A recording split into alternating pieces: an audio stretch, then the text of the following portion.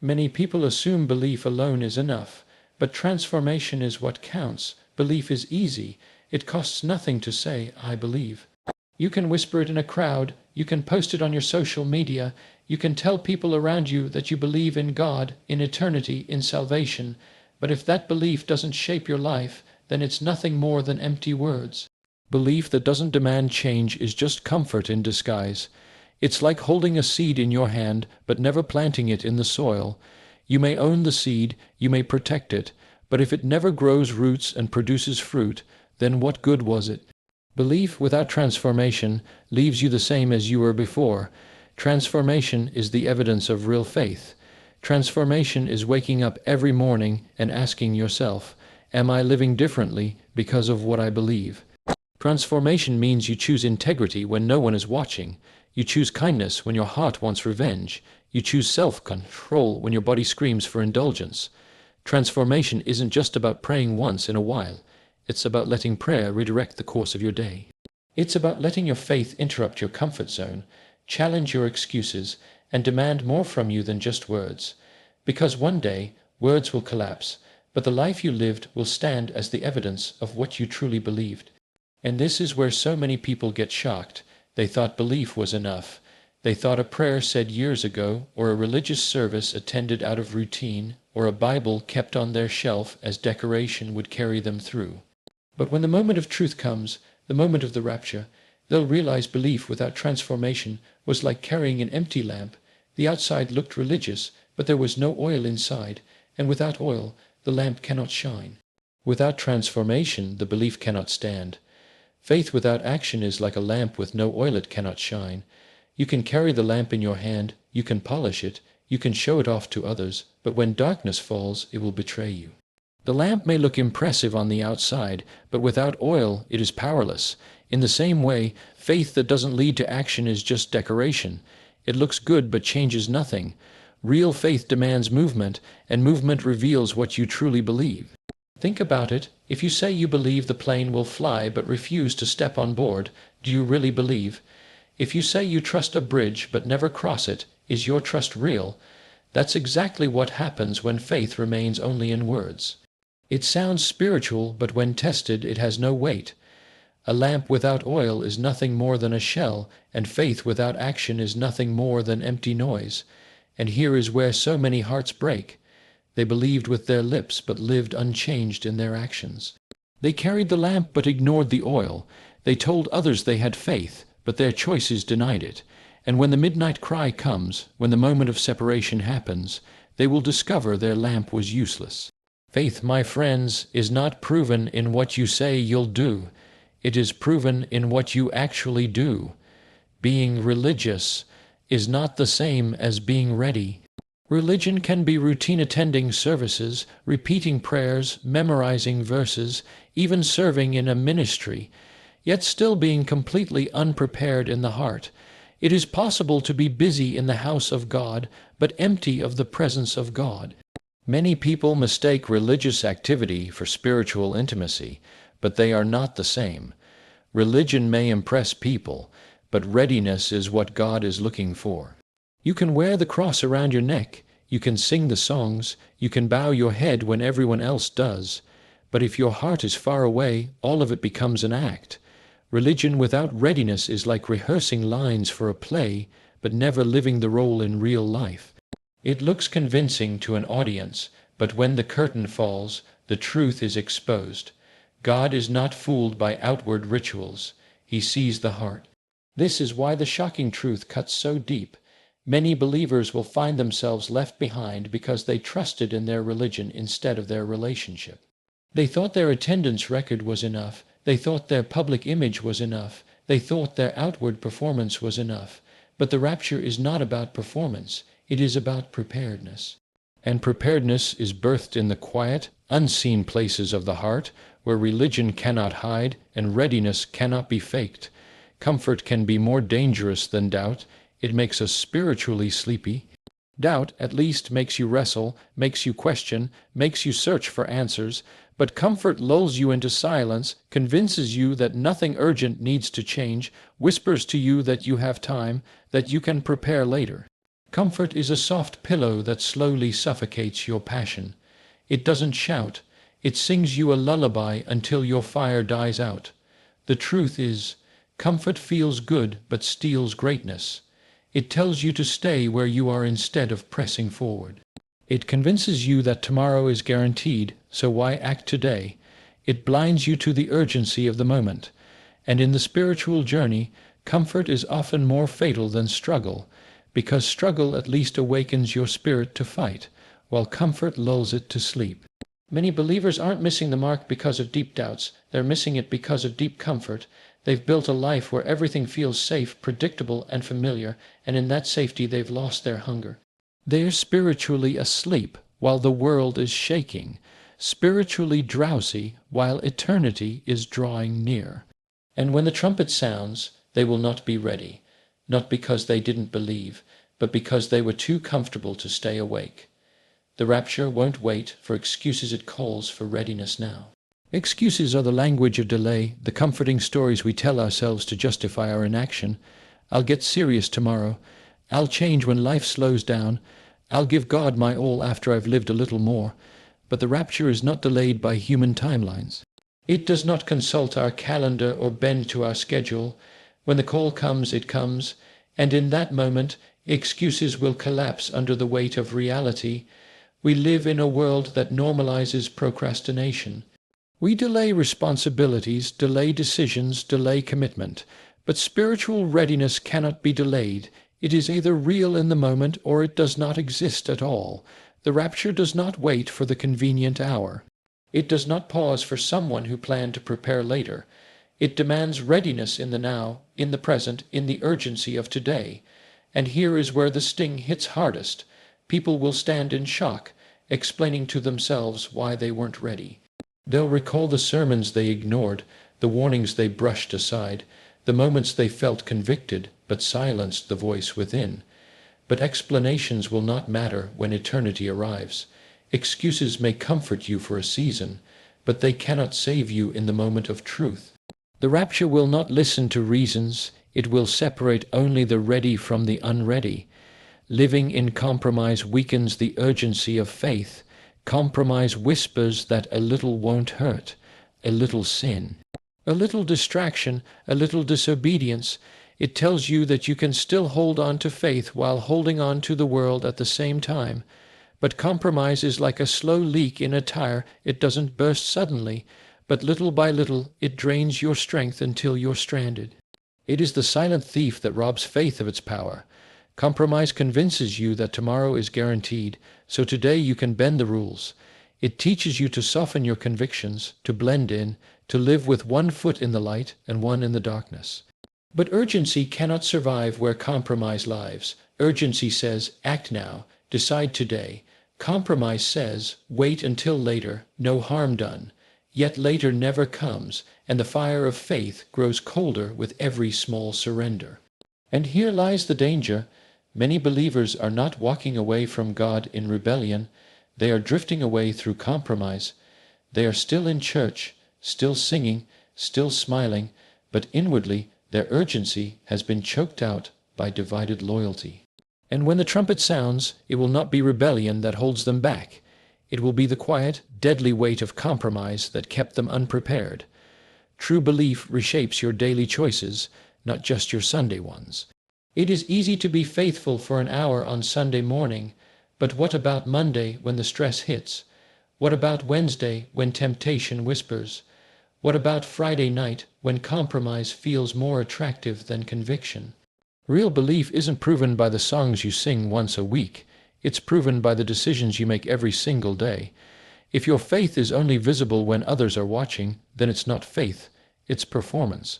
True belief rewires how you treat people when they offend you, how you handle money when greed tempts you, how you respond when no one would ever know the choice you made. It influences the shows you watch, the words you speak, the integrity you keep. A Sunday, only faith is fragile, a daily faith is unshakable, and this is the shocking reality.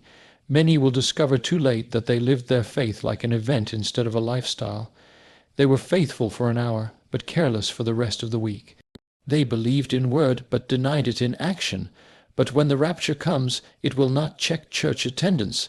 It will reveal whether your belief was alive in your daily choices. And those whose faith was a weekly performance will find themselves left standing, unprepared for eternity. Distraction is today's greatest enemy of preparation, not denial, not rebellion, not even unbelief. Distraction, because distraction doesn't feel dangerous. It feels normal. It feels like scrolling for just a few minutes, binge, watching for just one more episode, chasing busyness instead of purpose. Distraction doesn't scream at you. It quietly pulls your attention until you realize hours, days, even years have been stolen, and your soul has been starved. The enemy doesn't always have to destroy you. Sometimes he just has to distract you. If he can keep your eyes fixed on the temporary, you'll forget the eternal. If he can keep you obsessed with the urgent, you'll neglect the important. If he can fill your heart with noise, you'll never hear the still, small voice calling you to prepare. And that is how countless believers miss their moment, not because they stopped believing, but because they stopped focusing. Distraction blinds you to the urgency of the hour. While heaven is preparing to split open, many are distracted by their schedules, their screens, their comfort, their plans. They're spiritually asleep with their eyes wide open, busy with everything except what matters most. And when the trumpet sounds, distraction will be exposed for what it truly is, the silent thief that stole their preparation. A heart that seeks comfort over commitment risks missing the call. Comfort feels safe. It feels easy. It promises rest without responsibility, blessing without burden, reward without sacrifice. But comfort has a hidden cost. It trades eternal readiness for temporary relief. When comfort becomes the goal, commitment becomes the casualty. And when commitment dies, so does preparation. Commitment is not glamorous, it is costly. It demands your energy when you'd rather rest, your time when you'd rather waste it, your obedience when you'd rather compromise. Commitment is showing up when no one claps, standing firm when no one agrees, obeying when no one understands. Comfort avoids the cross, commitment carries it. Comfort seeks pleasure, commitment seeks purpose. And the rapture will not be for those who lived only for comfort. It will be for those who chose commitment. This is the dangerous reality. Many will miss the call not because they didn't believe, but because they refused to be uncomfortable. They avoided the sacrifice, they silenced the conviction, they traded commitment for convenience, not realizing convenience never prepares you for eternity. And when the call comes, they will realize comfort gave them everything they wanted in the moment, but robbed them of everything they needed forever. Real preparation is not outward performance. It's inward transformation. You can dress the part, speak the part, act the part, and still be unprepared. Outward performance may convince people, but it never convinces God. He is not fooled by how loud you sing, how eloquently you pray, or how often you attend. Outward performance may shine on the stage, but when the lights go off, it is the condition of your heart that tells the truth. Transformation, on the other hand, begins in the secret places. It starts in the quiet surrender, in the unseen decisions, in the battles no one else witnesses. Transformation changes the way you think, the way you love, the way you respond when temptation knocks on your door. It is not about impressing an audience. It's about surrendering to the one who sees beyond the mask. Real transformation is uncomfortable because it strips away pride and demands authenticity. And here is the shocking truth. Many believers will miss the rapture not because they didn't perform, but because they never transformed.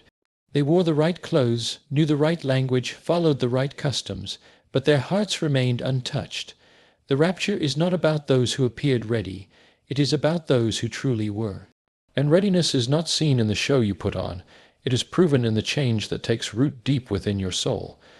Many believers love the idea of eternity, but avoid the cost of obedience. Eternity sounds beautiful, doesn't it? No more pain, no more tears, no more struggles. Everyone wants heaven. Everyone loves the thought of everlasting joy. But here's the piercing truth. Eternity has a cost, and that cost is obedience. To long for eternity without surrendering to obedience is like wanting the crown without carrying the cross. It's like dreaming of harvest, but refusing to plant the seed. Obedience is not convenient. It stretches you, it confronts you, It asks you to give up what feels good for what is truly good. Obedience will cost you your pride, your habits, your secret sins, your attachments to things that hold you back. It will call you to forgive when you want to hate, to let go when you want to cling, to stand firm when you'd rather blend in. Eternity cannot be entered on disobedience, because heaven is not a reward for half-hearted faith. It is the fulfillment of surrendered faith. And this is why so many will be shocked. They sang of eternity, they dreamed of eternity, they even preached about eternity. But when obedience knocked, they closed the door. They loved the promise, but hated the process. They wanted the destination without the journey, and when the trumpet sounds, eternity will not open its gates to those who only admired it from a distance. It will welcome only those who lived the obedience that proved they truly desired it.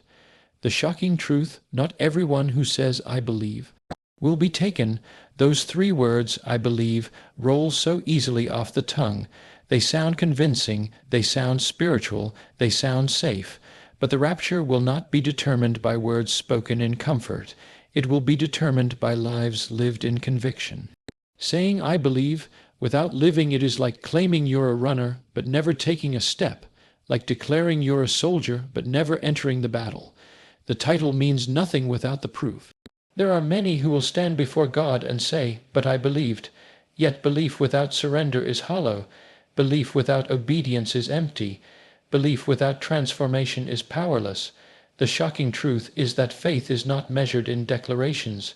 It is measured in devotion. When the trumpet sounds, it won't be words that rise into eternity. It will be hearts that were surrendered, lives that were ready, souls that lived their belief. And this is what makes the reality so painful. Millions will be left behind while clutching the memory of what they once said. They'll remember the day they raised their hand, the time they whispered a prayer, the moment they claimed belief. But they'll realize too late that belief was never meant to be a one-time statement. It was meant to be a lifetime of proof. The rapture will not honor lip service. It will reveal the truth that words without a life to back them up are nothing but echoes in the wind. The question is not do you believe, but does your belief change you? Because belief without change is nothing more than agreement. It's like nodding your head at truth while still walking in the opposite direction. True belief is not passive, it is disruptive. It interrupts your comfort, challenges your habits, and reshapes your desires. If your belief has not changed your life, then what you carry is not faith.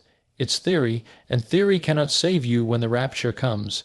Belief that changes you is seen in the way you speak, the way you forgive, the way you fight temptation, the way you treat those who cannot repay you. It is not proven in lofty words but in humble choices. Real faith makes you walk away from things others run toward. It makes you stand firm when the crowd pressures you to bow. It makes you say no when everything in you wants to say yes. Belief that does not change your life is only admiration, not salvation. And this is where the shock cuts deep. Many will say, "But I believed." Yet heaven will ask, "But did it change you?" The rapture will not gather those who simply acknowledged God's existence. It will gather those whose lives were marked by His presence. Your belief must go deeper than your lips. It must flow into your actions, into your lifestyle, into your identity. The question was never just do you believe. The true test has always been this: did your belief transform you? Urgency creates action. Delay creates regret. When something matters deeply, urgency rises. If a house is on fire, you don't wait until tomorrow to escape. You run now. If someone you love is in danger, you don't plan to help them later. You move immediately. Urgency ignites movement. And yet when it comes to eternity, too many live as if tomorrow is promised, as if preparation can wait, as if the trumpet will not sound in their lifetime. That lie has kept countless souls unprepared. Urgency whispers, "This moment counts, today matters." It compels you to forgive now, to pray now, to obey now, to surrender now. Urgency strips away excuses and makes you act before it's too late. But delay is the comfortable lie that says, "Not today, you have time, you can change later." Delay feels harmless in the moment, but it poisons your future. Every day you delay obedience, your heart grows colder, your passion weaker, your readiness thinner. And this is the crushing reality. When the rapture comes, delay will turn into regret in an instant. Those who plan to prepare tomorrow will cry, "If only I had acted today." Those who thought there was more time will find time gone forever. Delay may comfort you for a season, but it always betrays you in the end. Urgency births action, but delay births regret, and eternity will separate the urgent from the delayed. The difference. Maker, living today as if the call could come tonight. Imagine for a moment if you knew the trumpet would sound at midnight. How would you spend your day? What words would you speak differently? What sins would you finally lay down? What conversations would you make right? How urgently would you love, forgive, and serve if you knew the call was only hours away? That urgency is not meant to be a fantasy. It is meant to be the standard of how we live every single day. Living with eternity in mind sharpens your choices. It makes you aware that every moment carries weight, that every decision echoes into forever. It pulls you out of distraction and wakes you out of compromise. It keeps you humble when pride tempts, strong when weakness calls, focused when the world screams for your attention. When you live as if the call could come tonight, your faith stops being theory. It becomes your heartbeat. And here is the sobering truth. Those who are ready are not always the most gifted, the most religious, or the most visible. They are simply the ones who lived prepared. They are the ones who forgave quickly, who obeyed fully, who walked daily with God instead of postponing his voice. The call may come at any moment, and the only difference, Maker, will be this. Did you live today as if tonight could change everything? Those who do will rise. Those who don't will remain.